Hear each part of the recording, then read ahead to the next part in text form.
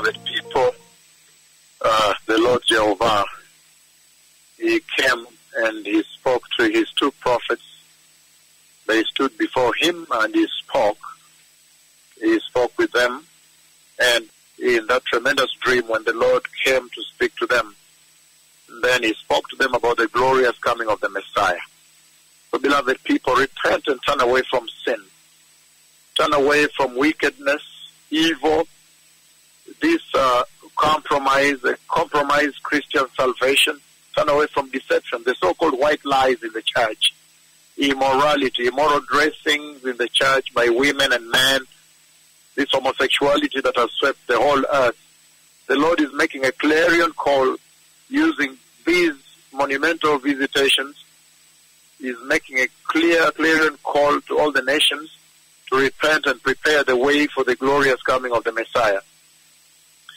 And this is He about whom it was written in the book of Malachi when He said, I will send Elijah the prophet to prepare the way, to prepare you people before the coming of the dreadful way, the dreadful day, before the coming of that fearful day, the day of the Lord, the day of reckoning, the day of truth, the day when those who are born again will really be put to test.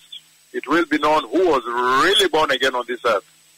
But what an awesome time that right now the nations are living, the church is living under the open heaven, and every single church, every nation has an opportunity here to restore, to choose righteousness, to choose holiness, because the messengers that prepare the way for the glorious coming of the Messiah are here.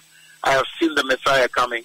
Again, this past night He spoke with me and spoke with the two about the glorious coming of the Messiah.